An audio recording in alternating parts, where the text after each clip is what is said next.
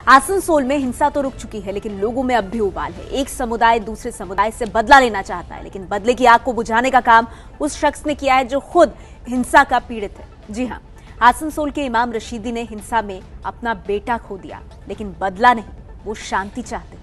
उनकी बातों को नेताओं को ध्यान से सुनना चाहिए, क्योंकि काफी कुछ सीखने को मिलेगा।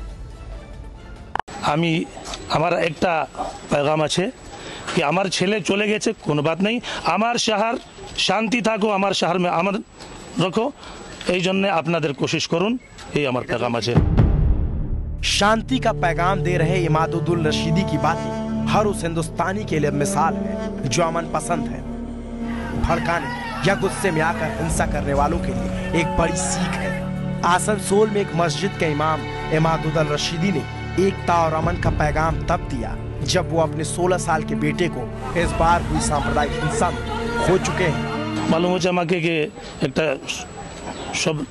একটা লাশ পড়া আছে, দেখছি আমি कि লাশ আমার ছেলের লাশ আছে, ওকে বেদর্দি মেরেছে, ওকে নাখুন টেনে নিচ্ছে, জ্বালিয়ে দিচ্ছে, ওকে है ना, এটা কেটে দিচ্ছে।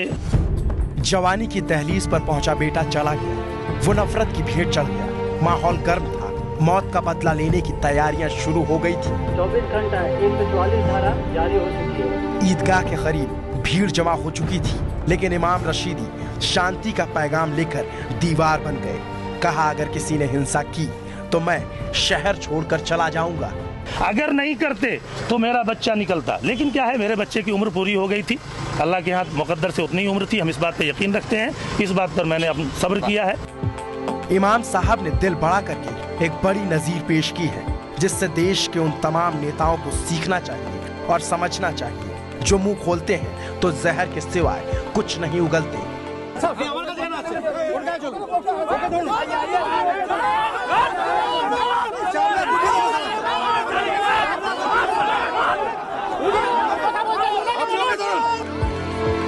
खाल खींचने की बात कहने वाले ये आसनसोल से बीजेपी के सांसद बाबुल सुप्रियो है। इन जैसे सभी नेताओं को इमाम रशीदी से सीखने की जरूरत है कि नफरत बढ़ाई नहीं जाती बल्कि मोहब्बत से मिटाई जाती है। इसलिए इमाम रशीदी उन पर एक तरफा होने का आरोप लगा रहे हैं। बाबुल को ही जिम्मेदार मानते हैं? बाबुल बिल्कुल मानते हैं, बिल्कुल मानते हैं। अगर दोनों तरफ का आदमी बैठ करके, ये एमपी इस शहर के एमपी हैं, अगर दोनों को बैठा देंगे, हम क्यों नहीं बैठेंगे?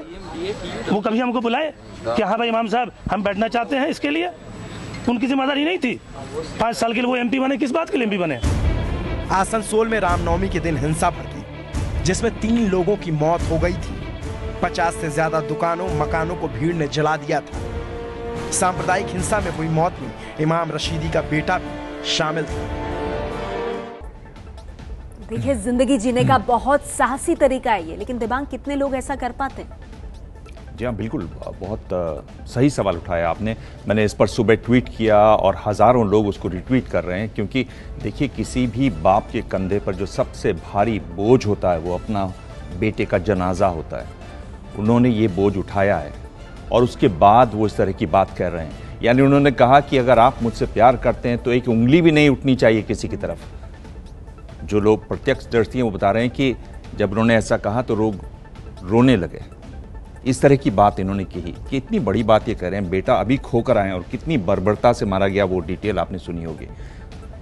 उसके बाद अगर आप देखें जिस तरह की बातें हमारे नेता कर रहे हैं, यही ज़रूरत है कि आप दोनों तरफ को सुने और तय करें, और जो बात इमाम साहब कह रहे हैं वो ऐसी बातों को सुने, उसको समझें। मेरे ख्याल से उसकी बहुत ज़रूरत है। बल्कि यही आज का हमारा सवाल भी है नेहा कि क्या आपको लगता है कि हमारा देश जो है वो इमाम जो हैं रशीदी जिस तरह की बातें वो कर रहे हैं उससे देश बचेगा या देश जलेगा? अपनी राय ज़रूर ट्वीट करें। मेरा हैंडल है @दिबांग, नेहा का हैंडल है नेहा पंत 19।